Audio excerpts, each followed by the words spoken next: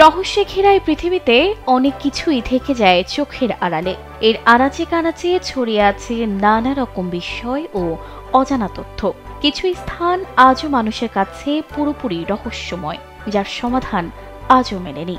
পৃথিবীর নানা প্রান্তে ছড়িয়ে আছে এমন কিছু স্থান যেগুলোর রহস্য আজও মানুষের কল্পনা ও কৌতূহলের কেন্দ্রবিন্দু। কোথাও হাজার বছরের পুরনো পাথরের গোলক ধাঁধা, কোথাও মরুভূমির বুকে জ্বলন্ত আগুনের গর্ত, কোথাও হারিয়ে যাওয়া প্রাচীন শহর, আবার কোথাও আকাশ থেকে দেখা যায় বিশালাকৃতির রহস্যময় নকশা।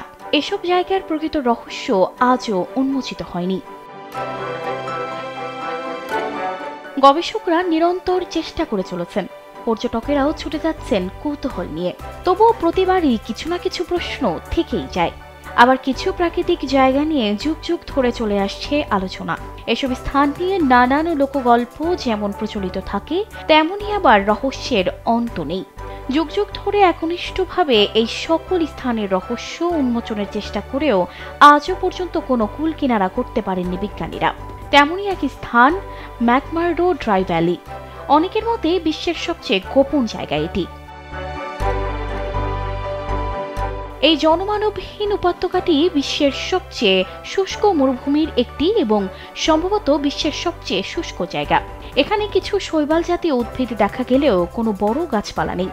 বছর জুড়ে এখানে গড় তাপমাত্রা থাকে -15°C থেকে -30°C পর্যন্ত, এবং এর কিছু অংশে মিলিয়ন মিলিয়ন বছর ধরেও কোনো বৃষ্টিপাত হয়নি। বৃষ্টির পরিবর্তে সেখানে তুষারপাত হয় এবং তা বছরে 7 থেকে 11 মিলিমিটার বৃষ্টির সমপরিমাণ। কিন্তু সেই বরফ মাটিতে নেমে আসার আগেই সরাসরি গ্যাসে রূপান্তরিত হয়ে যায়। মঙ্গল গ্রহেও একই ধরনের একটি প্রক্রিয়া সংঘটিত হয়, যার মাধ্যমে গ্রহটির পৃষ্ঠে কার্বন ডাই অক্সাইড বরফে রূপান্তরিত হয়, যার কারণে সেখানে বড় বড় খাঁজেরও সৃষ্টি হয়েছে। বিজ্ঞানীদের মতে পৃথিবীর এই স্থানটির সাথে অদ্ভুতভাবে মিল আছে মঙ্গল গ্রহের পরিবেশের সাথে। পৃথিবীর সবচেয়ে ঠান্ডা মহাদেশ এটি। ম্যাকমার্ডোতে পৌঁছানোর একমাত্র উপায় হচ্ছে সামরিক প্লেন কিংবা গবেষণার কাজে ব্যবহৃত আকাশযানের ব্যবহার।